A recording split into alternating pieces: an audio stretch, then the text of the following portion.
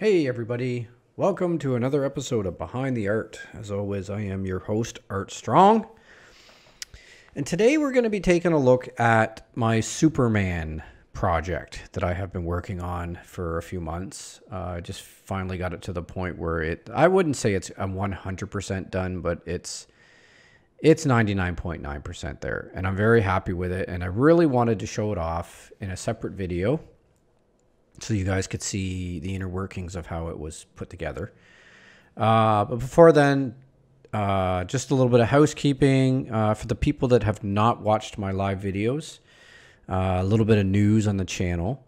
I am no longer actively working with Missing Worlds Media.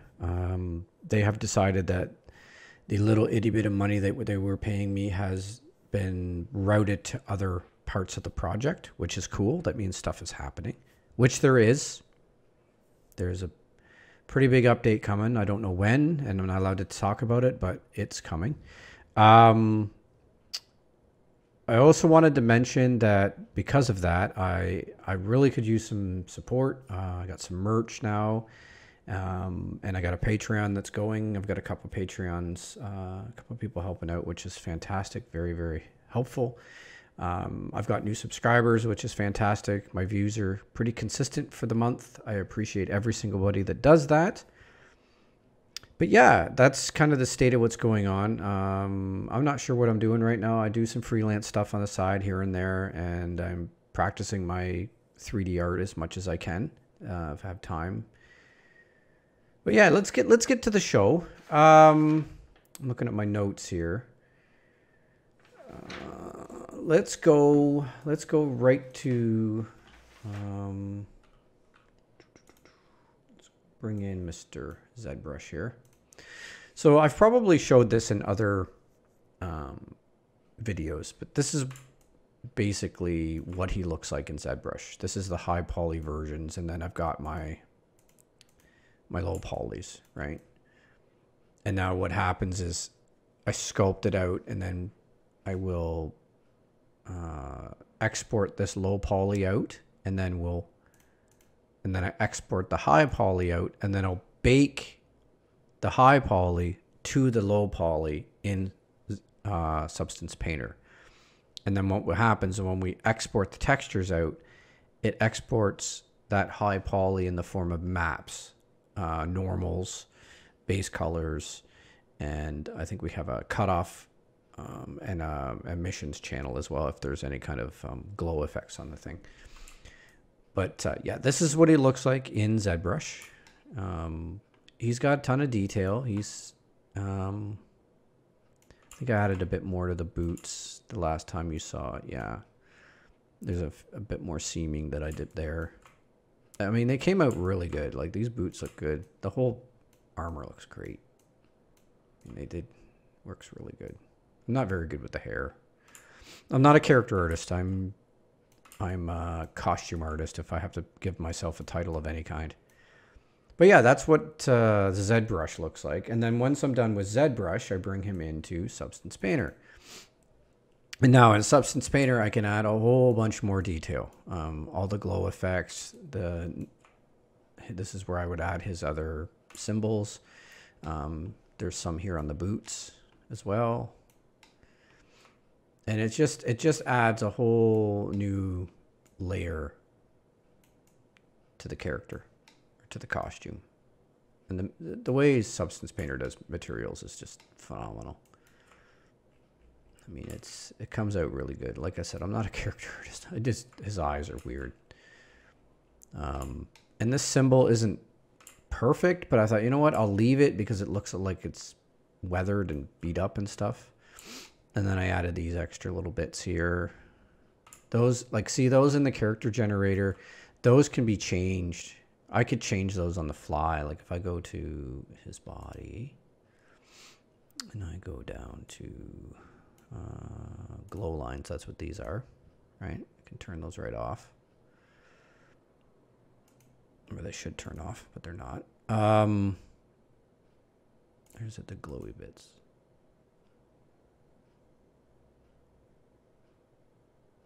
it's weird. None of this stuff is... Oh, there we go. There's the glowy bits. And then the glowy lines, I can change that material to pretty much anything. Which is really cool. I could even have them glow. Like if I want to go up here and turn on the emissions, I can have them do darker color and then go down here to... Actually, I need to take this off. And then we'll go to base color. We'll make that dark. And then we'll go down here to emissions and we'll make that red. So yeah, pretty cool. You can, I mean, this is set up. It's so cool actually, because if you, the way Substance Painter is set up is kind of like the character generator in the City of Titans. It's pretty much set up the same way. Like with these zones now these are masked in here, you can add anything you want to them. It's really cool. But yeah, so that's what he looks like in Substance Painter. And then what I do, just for the fun of it, now this took a lot of work because I had to individually bring in the pieces and individually add them, and then I had to do all the textures, and the textures don't look nearly as good in Cinema because I'm just using a standard renderer.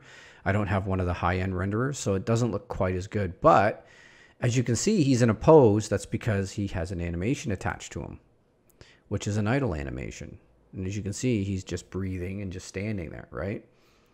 So what I did was I brought him into this site. I'll bring it up real quick for you guys. Called Maximo.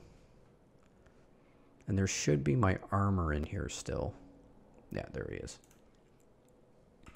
This is the hard armor that I was working on.